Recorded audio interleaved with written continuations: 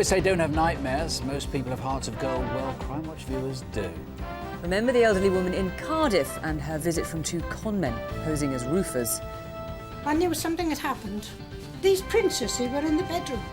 Why should they want to go across the bedroom? They had found and taken her life savings of £16,000. Unprompted by us, hundreds of people have offered cash, including builders determined to say not all builders are cowboys. A bank account's been set up and the woman, who doesn't want to be named, says she is overwhelmed by so much kindness. Incidentally, though, we are still looking for the villain of the piece. Thanks also for your help on two of the most high-profile cases of recent months. First, on the Sarah Payne inquiry. As you probably heard in the news, a man's now been charged. And thanks from the Met after our appeal on Damilola Taylor, which helped to gain more information from a key witness. Some crimes are simply unfathomable. However hard you think about it, it is impossible to imagine how someone could want to be so cruel to another human being.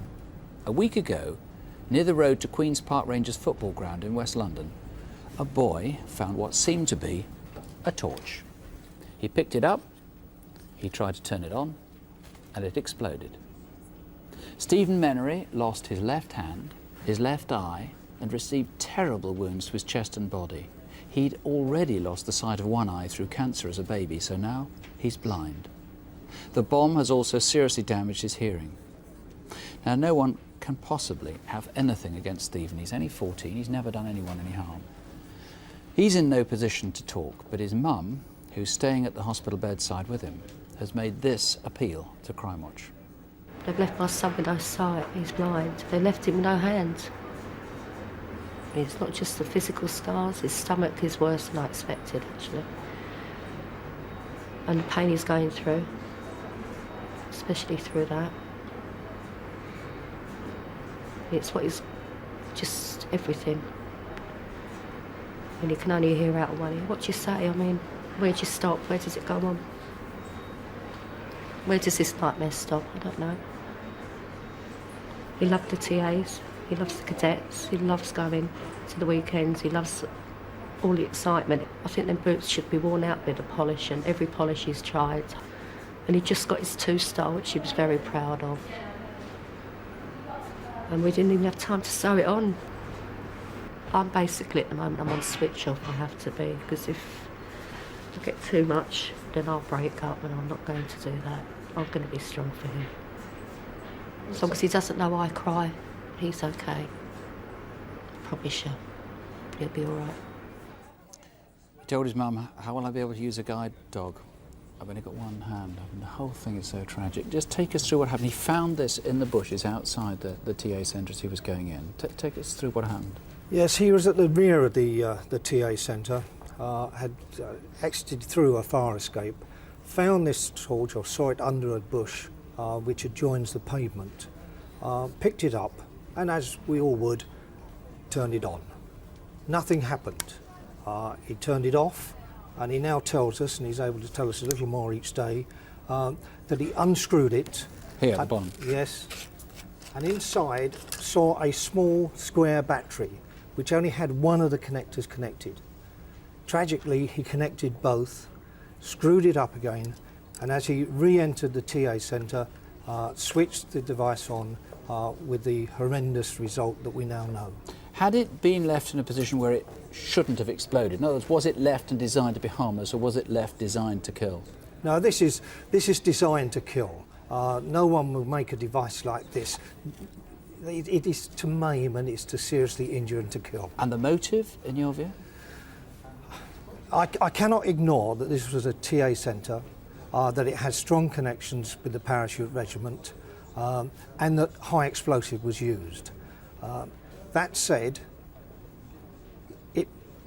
whilst you might lead to terrorism, it could well be the lone bomber. There has been no claim of responsibility. The high explosive, we are still to ascertain what type of explosive it was. Contrary to some reports that we know it's Semtex, that is by no means certain. This could be the lone bomber. So it could be somebody that a viewer knows has an interest in making things explode? Yes. Has had a torch like this It could be somebody watching now who thinks, I think I know who might have been involved with that. That's exactly the case. It's someone perhaps with an obsession with explosives, known to experiment with explosives, and works on such things as torches and other perhaps innocent articles.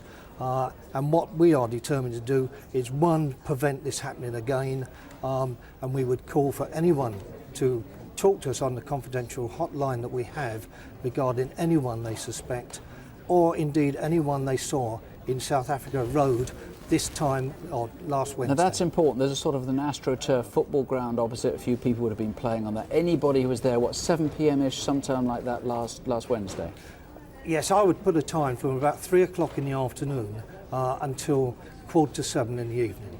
So anyone in South Africa Avenue acting suspiciously, hanging around, please come forward and tell us. Okay, if there's any way that you can help, any way at all, please, just give us a call. It's a free call number here, 0500 600 600, or you can call the Incident Room itself. That's also a free phone number, 0800 789 321. Coming up in tonight's programme, 2 men leap over an off-licence counter and threaten the shop assistant. I was so scared, didn't know what they were going to do, and just let them do anything they wanted. The salesman stranded on the M62 in the most surprising car theft we have ever covered. A jewellery heist in London's Hatton Garden. And we'll tell you why we're looking for these four. In Caversham near Reading in Berkshire, someone is living with a terrible secret. 4 years ago, Katie Salvini lived in this street with her 2 children. She takes up the story of what happened on a day out with her little girl, Emily.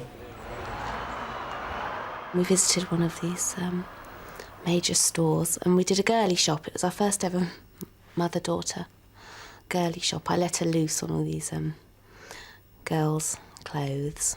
She was such a tall, slender girl, wearing these great sort of box dresses that were far too big and wide. We had a lovely time. Got back by 8. She got ready for bed and went to sleep. Went in to check on Zach. I changed his nappy and settled him down with me that night in my bed. And we both fell asleep about 12.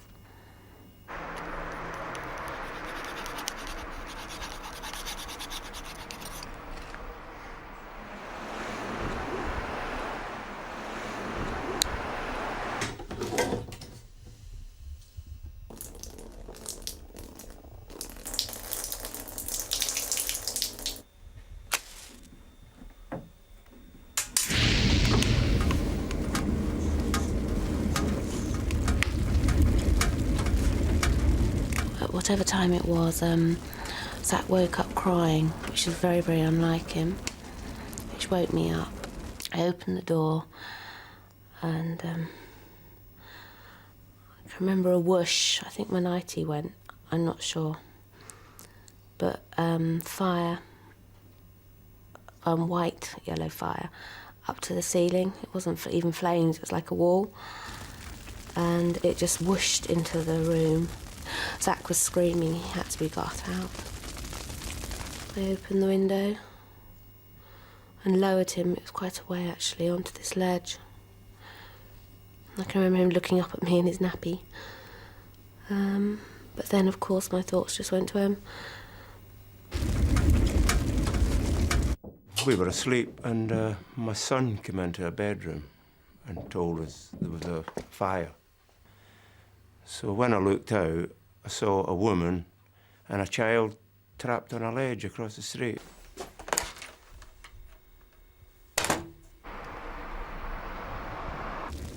The house was glowing behind them. I immediately went across the road and I shouted to pass me the child down. And the slates was all falling off the roof. She passed the child down with his hands and I was able to hold it and catch it and just told her to climb down. All that was ever going through my head was Emily. Emily, I've got to get Emily out.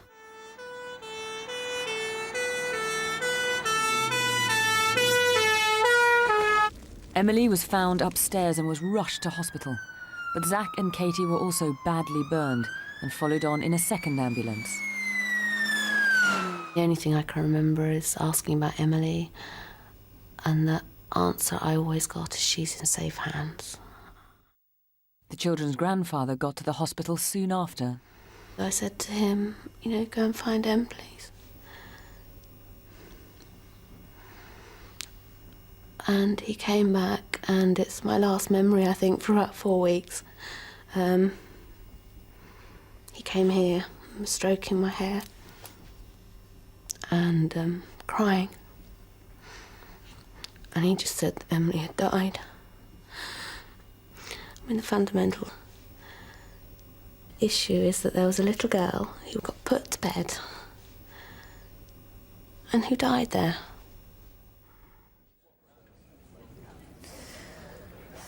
It's hard to imagine how someone could live with themselves after doing something like that. And for Katie, the mother, obviously it's just a harrowing ordeal. And she went back in, didn't she? She tried her best to save Emily. Yeah, it was just not possible to save Emily. The fire was raging up the stairs, the bedrooms were alight. She did her best, but there was no way she could have rescued her daughter. And she was very badly burnt herself, wasn't she? Indeed, it was a miracle that she survived the effects of the flames.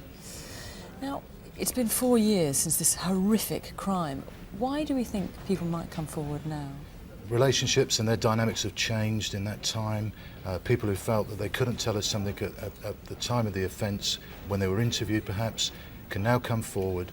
Perhaps they're not in the same sort of relationship as they were earlier.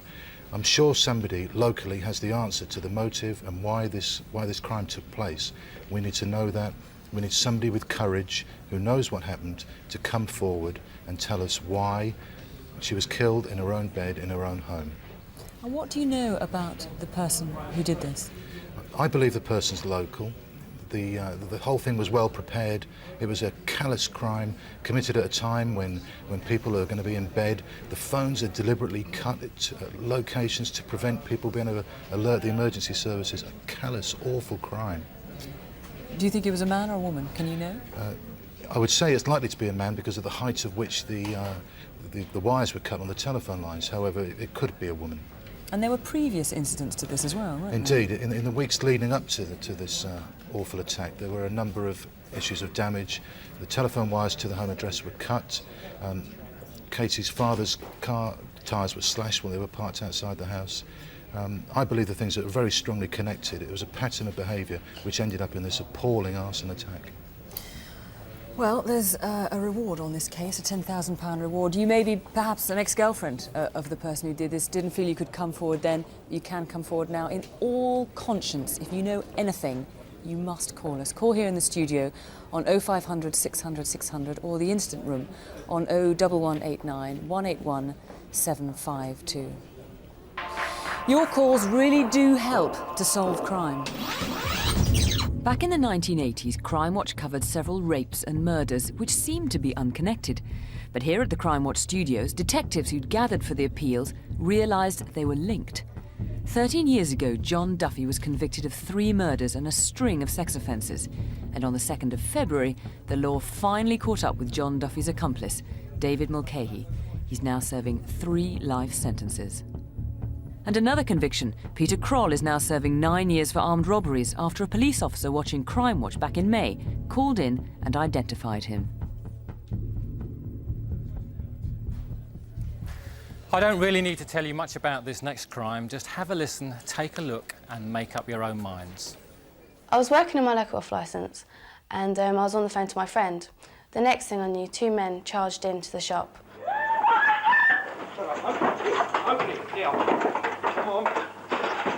I was so scared, didn't know what they were going to do, and just let them do anything they wanted.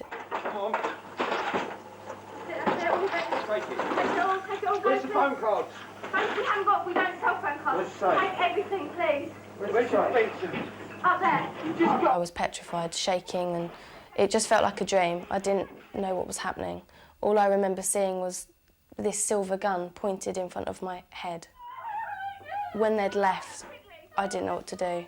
I was panicking. I checked the phone to see if my friend was still there because I just needed someone to tell. I thought they could be outside I didn't know where they were. She was brave enough to come and tell us her story, and now it's your turn. If you've any idea who these two are, don't let anyone else suffer like this. And who are these two who were seen in the shop before the attack? They could be vital witnesses. Ring 01784 44 6647. And all of the incident room numbers are on CFAX, page 621. There are only 34 cars like this in Britain. Steel blue, automatic 530 diesel BMWs. In fact, there may now only be 33 because one of them has gone missing. So, if you see one of these, then let the police know so that it can be checked out. Why? We'll take a look at how it was acquired. I don't know if the advert mentioned this, but the 530 diesel we have is a steel blue. I know I'm biased, but it's a really smart car. OK, as you wish, that's fine. But as I say, I've had other customers interested in the car. OK, I look forward to meeting your son-in-law tomorrow at 2:30. OK, take care.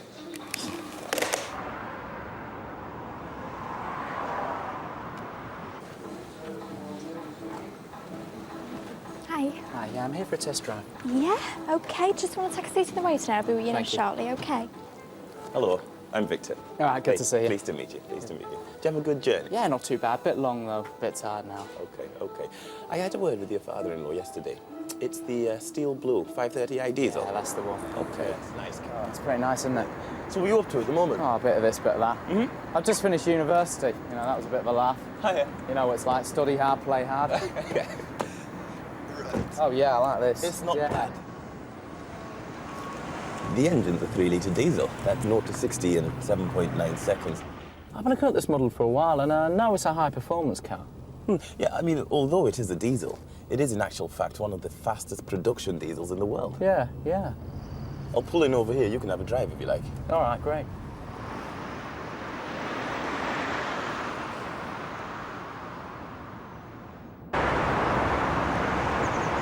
Yeah, my dad bought my brother a car, but he smashed it on the motorway. It was an M3. My dad's a bit angry with him. Sure. Well, I'm quite relieved, as you can imagine.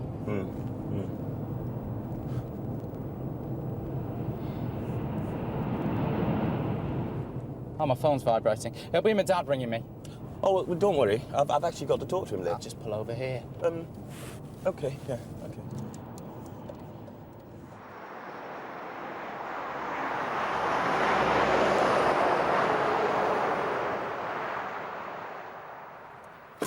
Get out of the vehicle and give me your phone! Give me your phone! At that split second, everything changed from a normal test drive into a horrendous nightmare. I couldn't believe that that was actually happening. And almost at the same time, I'm thinking I'm going to be very seriously injured.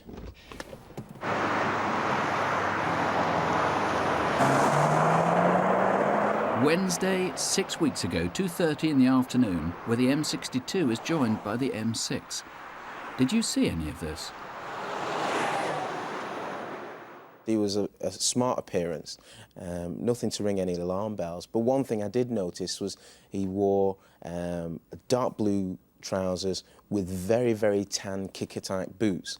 Although this isn't in any way unusual to me, although he was very smart to me, it just didn't match his clothing. He also had woolen gloves and a woolen scarf, both dark blue. On the day it was cold anyway, but he kept those on, even in the showroom. One thing I did notice was he had 2 shaved lines in the left eyebrow. At that point, I was very calm, surprisingly calm. I just picked up the phone, told them I'd just been robbed at gunpoint and had a car taken. And it was only the reaction on the other end of the phone when someone mentioned robbery that's when I lost it, broke down completely. Amazing way to steal a car, isn't it? So have a good look at this missing one. Or this is an identical one. The grey leather interior, the steel blue paintwork, the star spoke wheels, and when it was stolen, it had that model designation 530D on the boot. It's an unusual crime, as I say. It's forced a pretty big change in security at garages. There is a substantial reward. So ring us here or call the incident room on 01244 613 834. Alsatians, Dobermans and Rottweilers are the normal type of pets you expect to see as guard dogs. Well, meet an unlikely canine hero in Godmanchester, Cambridge. A 13-year-old girl was out for a walk 3 months ago. As she was going along St Anne's Lane, a man approached her from nowhere, pushed her to one side and indecently assaulted her. As you can imagine, she was absolutely terrified. What he hadn't accounted for was that such a harmless-looking dog could give such a nasty nip. The man was scared off, much to the girl and her mother's relief. She has an extremely soft spot for the dog, and he's a big old softie. He really is. Yeah, he was protecting her. He knew something wasn't right. If he hadn't have been there, then I think it could have been a lot worse. The girl gave a very clear description of her attacker. He's about 40, medium height, but quite broad. He had dark, gelled hair and a fat, triangular nose. He was pasty-looking and had bitten fingernails. Well, there may not be a dog around next time to help, so please, if you know who he is, call us here, 0500 600 600, or you can call the incident room direct on 01480 415 800. Just been looking at some of the calls that have been coming in about that bomb that was concealed in a torch that was left by a TA centre in White City in West London, and which blew off the left hand and blinded the 14-year-old Stephen Menery. We've had huge numbers of people. I haven't been able to collate how many yet, but certainly dozens who've been offering money for the family. We've had a lot of people saying the torch is a military-issue torch, not a civilian one. We know that. We think we know a variety of places where it can come from. We're still trying to find witnesses in South Africa Road who saw it being put there. We have, we think, got one significant witness. Later, we'll be reopening a case we covered 11 years ago. A man found stabbed 40 times after his car was hijacked in a busy shopping street. His brother will be here in the studio. And any idea who this is? He could be responsible for the rape of a man in Kent. First, Hatton Garden, London, home of the jewellery trade. A Tuesday in January, soon after the New Year. I was at my desk working. My daughter was just at the back of the shop. My son was in the back office. 3 men, all black, one noticeably taller than the others, charged into the shop, spraying CS gas. There was an almighty crash, which sounded like a shotgun going off, and I ran to the shop to find my daughter just huddled up on the back seat of the shop. And then all of a sudden, somebody pulled a gun at me. The thing that frightened me the most was they were attacking my children. To hell with the jewellery. They made off in a stolen Fiat Punto, which they abandoned in High Holborn. The day before the robbery, it might have been the same 3 men that showed great interest in the shop. They turned up like lunchtime asking questions about some bigger pieces in the window. Hi guys, how can I help you? They just didn't look right. The whole appearance, the way they were asking too many questions and looking around all the time as we're talking to them. And then about 2 hours later, they came back again, looking in the window, looking in the shop. The taller man seemed about 6 foot, light-skinned, thin, with close-cropped hair. The 2 shorter men turned up again at 5:15, and as a precaution, the shop owner removed his most expensive gems from the display. Innocent window shoppers, or was this the gang? Amongst other pieces, the robbers got away with a large amount of high-quality diamond jewellery, including this unique diamond bracelet and this pair of diamond and emerald earrings. Have you seen them? Call us here in the studio, 0500 600 600, or call Crime Stoppers, anonymously if you want, on 0800 555 111, and there is a reward. And now some characters enjoying themselves with other people's money. First, have a look at this man. He's very recognisable because of his distinctive hairstyle. He's run up huge bills using stolen credit cards. And do you recognise this couple? We'd like to talk to them about bunches of roses and a night in a Brighton hotel. Sounds romantic, but it was all paid for with a stolen credit card. He may know nothing about it, but they obviously know each other. Call on both these cases 0500 600 600. We also need to find these next 4 faces. We know their names, but not where they are. The first 2 are particularly dangerous. James Anderson is wanted in connection with a murder and could be armed. Jason Scott we want to speak to regarding armed robberies and an attempted murder. And next we're looking for these 2, suspected of drugs offences. Stephen Johnson from Merseyside and Raymond Parfitt from Nottingham. Ring us here, 0500 600 600. Crime figures are generally going down, but the latest statistics show a rise in street robberies. A lot of those are, of course, kids bullying other youngsters, but they're all dangerous. And here's one involving adults that turned to murder. It happened in the centre of Birmingham in October. The victim was Khalil Rahman, who was locally well known. With my dad, you never get bored. He's got lots of things to say to you. He's always talking. He used to love cooking, and he did come round home and start cooking, but my mum, she didn't used to like eating what my dad used to cook. In fact, Mr. Rahman used to own 4 restaurants, and though he'd more or less retired, he regularly went round to colleagues. I know him from last 15 years. He was a restaurant owner like me, a good friend, close friend. Come out to chill out, I think, with friends. And he chat till 4 or 5 in the morning, talk about, his personal life. Late that Saturday night, in fact now 4:30 Sunday morning, he went to get his car. He said, no, it's already late, I'm going home. At about the same time, a taxi dropped 2 men in Bristol Street. The driver is an important witness. Back in October, did you have a silver Toyota Carina? I could see 2 men coming running towards my car. I didn't really like the look of them. They were acting a bit strange. All right, boss, you free, mate? No, mate, I'm booked. Yeah, no, that's all right, mate, come on. Lad, I'm booked.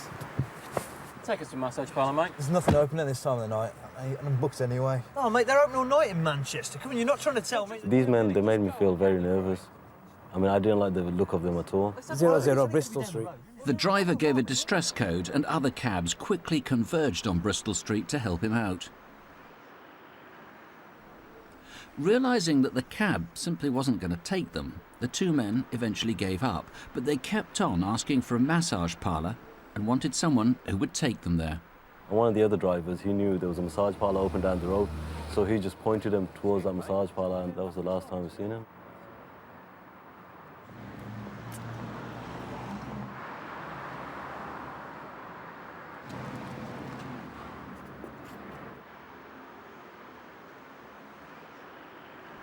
Just beyond these cameras, Mr. Rahman was kicked and punched, and his money was taken.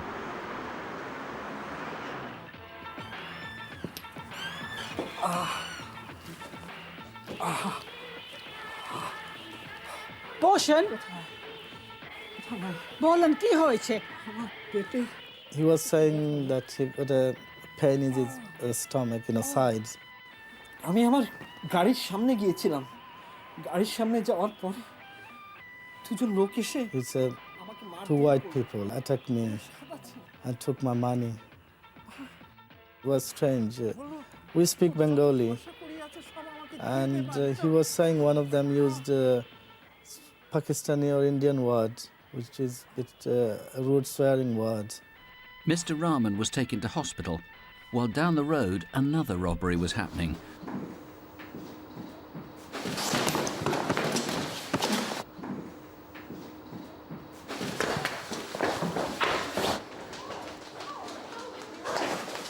The victim had a Scottish accent. A man who helped him was an Asian in his 30s.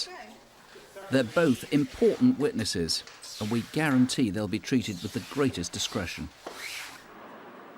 They ran off, hailed another cab, and went to a snooker hall where they were refused admission and caused some damage. They told one taxi driver they came from Manchester, but told another it was Liverpool, and implied that they were down in Birmingham for a football match between Sunderland and Aston Villa. Khalil Rahman never came out of hospital. The kicking had ruptured internal organs, and 5 weeks later, he died. it's just a big shock for all of us. Just for £90, they just went and murdered my dad. My brothers and sisters, they're only young. I mean, the youngest one is 4 years old. She doesn't know what, she hasn't had time with my dad much. She doesn't know what dying is. And when you talk about my dad, he's gone, she's saying, no, he'll come one day. Graham, I call this a robbery. I wondered if that was the real motive, because Kyla was actually kicked, as it happens, kicked to death after they'd stolen the money. That's right, we are treating it as a racist attack because, in part of exactly what you've just said, but also because of the particularly insulting swear word that the attackers used. And in the second attack you know about, which happened, we're not sure if it happened, started outside the massage parlour. Maybe those two guys were just chased into the massage parlour. Again, there seems to have been racial abuse in that one. That's right. We know that from a witness that we believe some sort of insult was shouted at the Asian man, accompanying the Scottish man who eventually got beaten up. Now, it's absolutely critical those two come forward. They're really important witnesses, those who were chased into the massage parlour. Absolutely. It's the chap with the Scottish accent, who actually was the white guy they caught up with, who actually got the kicking. That's right, yes. Now, it looks like these two could have been away day people, gone to Birmingham, to have a night out, massage parlour, kick a few heads in and all the rest of it. How are you going to trace them through Crimewatch? What's your best hope? Obviously, we're hoping that they've had a wild night out in Birmingham, they've gone back to wherever they originate from, and they've perhaps boasted to friends about the time that they've had, the fact that they've attacked a couple of people, visited massage parlours, and, from their perspective, had a really good night out. This is back in October, Saturday night, 21st of October. Supposing they've seen themselves on the CCTV, they know they're going to get apprehended, and they come forward and say, look, we didn't intend to kill anybody. What happens then? Well, obviously, I'm conducting a murder investigation. If they do come forward and convince me that murder wasn't what they intended, that would be borne in mind when considering appropriate charges. But obviously, the longer it takes for them to come forward, the more suspicious I become about what their intentions actually were. Well, bring us here in the studio. Free call. 0500 600 600. If it's you, if you know who it is, if you've heard anything. Or you can call the instant room that's in Birmingham, 0121 200 2552. And there's a Bengali speaker there if you're a witness to any of this. And if you want to speak confidentially on this or any other crime, you can call Victim Support Line, and the number there is 0845 30 30 900. And let me update you on that terrible case in Reading where Katie Salvini and her two small children were asleep in their beds when someone poured petrol through the letterbox and set the house alight. I opened the window and lowered him. It was quite a way, actually, onto this ledge. I can remember him looking up at me in his nappy. But then, of course, my thoughts just went to him. And Emily died in that fire. Now, we haven't had as many calls as I would like, to be frank. We've had 2 names mentioned. We need much more than that. You must call in if you know anything at all, if you've heard anyone talking about that. I've got to tell you, someone has rung in calling himself a hardened criminal, and he says he's so disgusted he thinks the person responsible should hand themselves in. So there you are, even the criminal fraternity are disgusted by this. If you know anything, please call us here. Coming up, Albert Patrick, the detective brought out of retirement to solve a case that's 11 years old. Stalking is a frightening crime, and imagine being stalked for 18 years. It's a horrifying thought, and one woman has suffered just that. It started when she was a student. I've spent almost the majority of my life being hunted by this person who is completely relentless in their pursuit of me. This man has slept in my front garden and he has visited where I work as well. I have to be escorted by security. He clearly will put himself at risk of capture in order to get near to me. He's made hundreds of phone calls to places where I live and work, and he's sent me dozens and dozens of letters. It's like being haunted as well as being hunted. It feels like an invisible presence that's constantly after you. Recently things have got much, much worse, and The letters now talk about killing me. They also talk about killing members of my family. And here's some examples of these letters, and believe you me, they are dreadful. Now, I've got one here which talks about the small print on the contract to kill you. That is frightening. Now, we're confident that Ben Bono can help. He's 54, he may be sleeping rough, and he often wears a top hat. This is what he could look like clean-shaven, and we need to find him. Call the Instant Room on 020 8733 3918, or here in the studio on 0500 600 600. Well, we obviously desperately need to catch him, as we do this man. He's a flasher and regularly patrols the London Underground, exposing himself to women. He was enjoying the fact that I was so shocked. He really...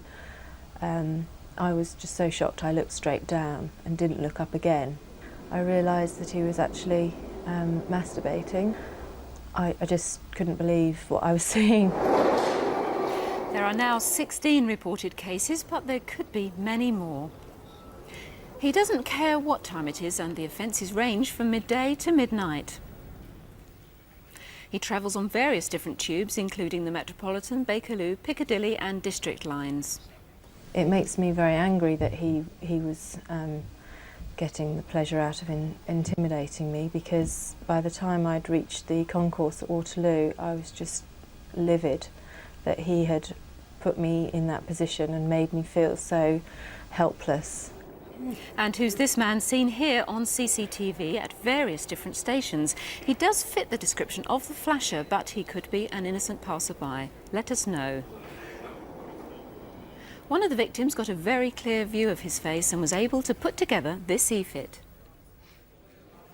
Do you recognise him? If so, you could prevent further incidents.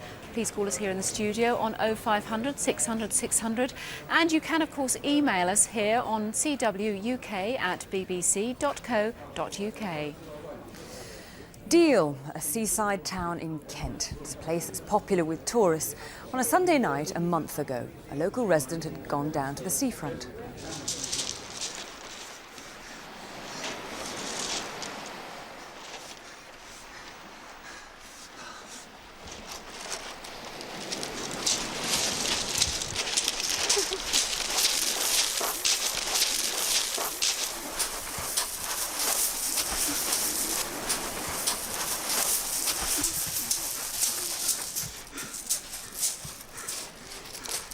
Hello? Operator, I need an ambulance.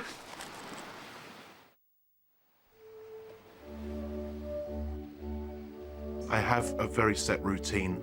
I take a couple of hours out every Sunday evening between about 8 and 10 and listen to the radio in the car park by the seafront.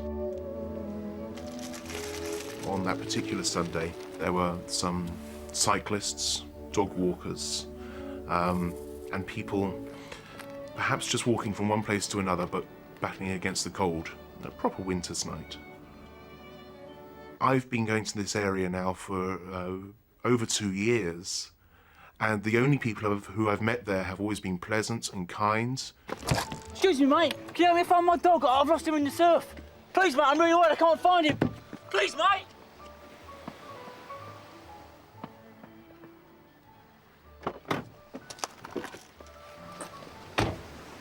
He went running on ahead of me towards the surf.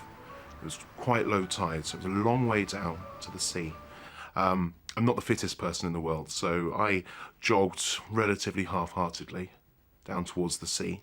Once I got to the water's edge, he was calling for the dog, and then turned to run towards me.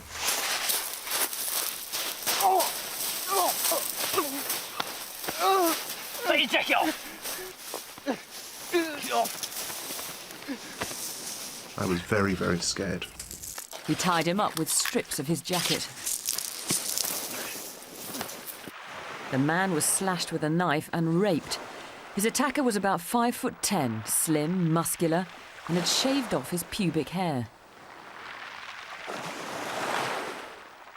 He walked away very slowly, very calmly, very controlled. There was never any fear with this man. he was very aware of what he was doing at every single stage, every single part of it. There were several people in the area by Warmer Castle, Deal, on Sunday 4 weeks ago, who owned this white Nissan parked here. Who else saw anything suspicious? 4 days earlier, a jogger noticed a man who was hanging round the public toilets. Like the rapist, he was in his 20s, average height, slim and muscular.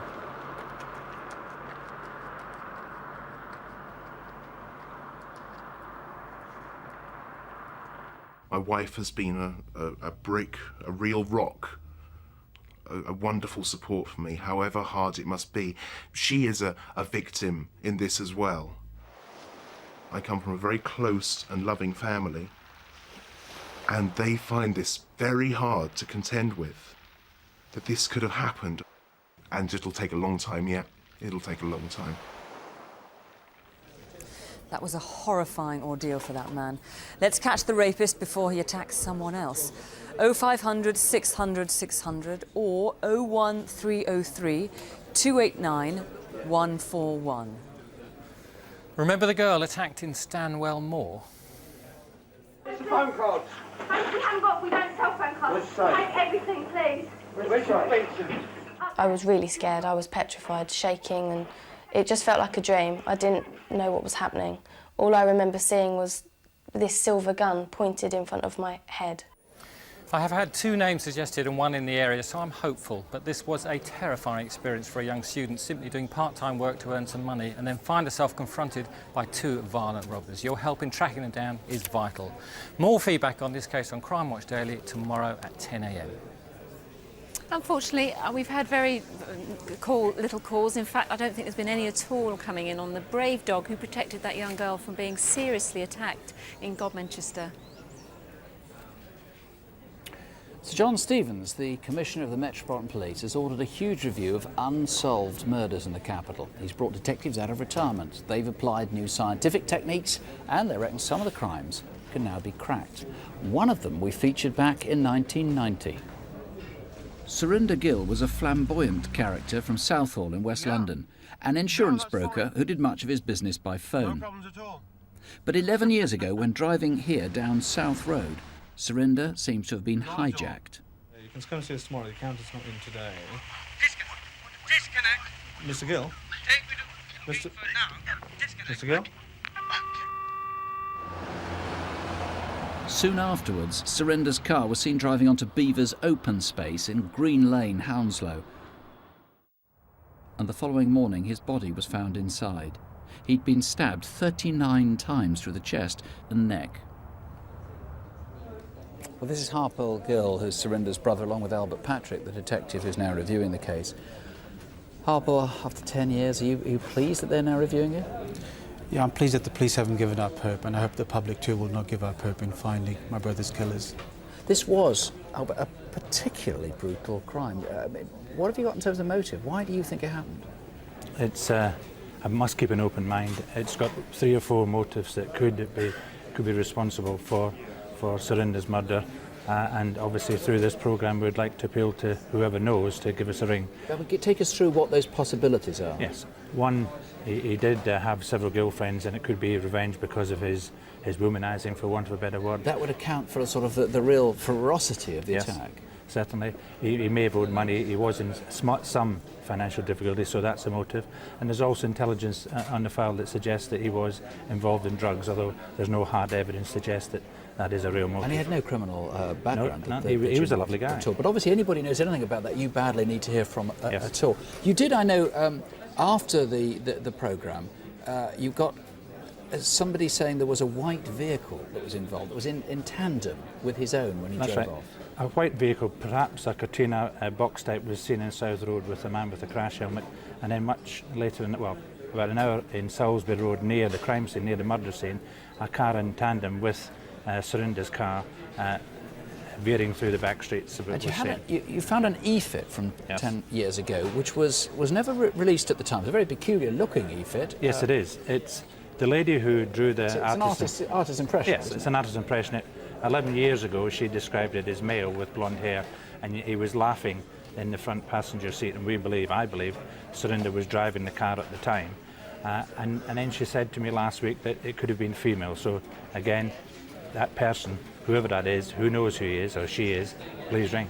Asian and white together. Yes. You got a letter 3 months after Crimewatch. That's right. Typewritten letter, very important. It mentioned the Holy Smoke Gang, it mentioned all sorts of other things. Whoever wrote that letter obviously wanted to help then. Yes, and I need him to pick up the phone, he or she, to talk to me, because so much intelligence in there. I do need to talk to them anonymously if needs be. Well, supposing somebody says, look, this is all 10 years ago, there's no point in me ringing in now, dredging it all up again. Well, even after 10 years, the pain is still there. I mean, I just want to take this opportunity to appeal to anyone who has any information, even after 10 years, to just come forward and share this information and help ease some of the pain. Well, call us if you know anything, 0500 600 600, or the incident room, 020 7321 7352. And can you tell me who this is? He could be responsible for up to 13 armed robberies, all in Worthing in Sussex, since Christmas. Invariably, he wears this beige jacket with a hood and produces a shotgun from a white carrier bag. We're going to catch him, and with your help, even quicker. Call the incident room on 0845 60 70 999. And now another story about people walking into shops and taking what is not theirs. Have a look at this man in a jeweller's in Warwick. He's pretending to be browsing and is then joined by 2 others who distract the shopkeeper while he scoops up the rings. Call us 0500 600 600. 3 sexual assaults on the Isle of Wight towards the end of last year. Each time the women were leaving the same nightclub in Carisbrooke on the edge of Newport. Each time they managed to fight the attacker off. Not surprisingly, the police are worried about what he might do next.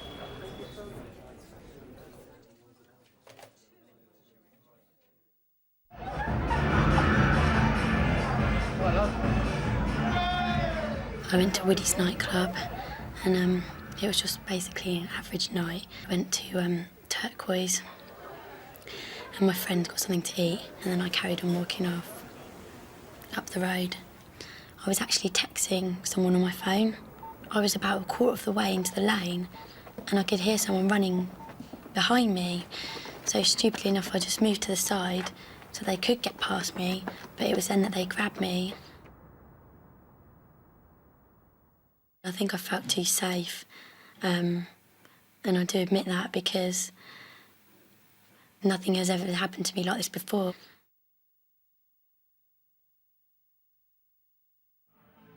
We left the nightclub. Cheers, good night. Have a nice one, thanks. Cheers, thanks. And we went to the kebab house to get something to eat, and my friend actually said to me that I was stupid to walk home and did I want him to walk me home, but I just laughed it off. It wasn't until I was about halfway home that I noticed that someone was following me. He had dark features, like dark eyebrows, dark eyes, quite a prominent square jaw, early 20s. He just caught up really fast. I could see his shadow growing next to me because the lights were behind us, and then just grabbed me from behind. Of course, all my family came over and all my friends. So it's just one person after another having to give me hugs, and I don't know, every time somebody hugged me, it made me more upset, and I just felt like I was crying for days. I come home from work one day and I was just watching TV. Saw on the news that it had happened again.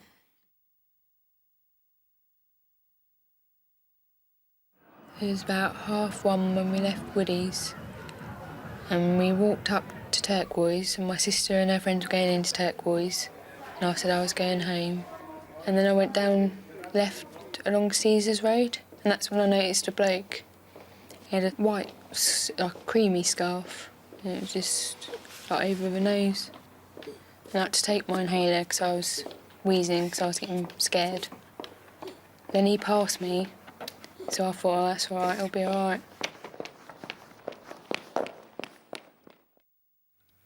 So when it first happened, it was just like a nightmare in my mind sort of thing. And that's how I'd like to keep it, really. It's like a bad nightmare. I just really couldn't believe it was happening to me. I was just so scared. I just look at people in the street and I think, you know, I could walk past him and not know.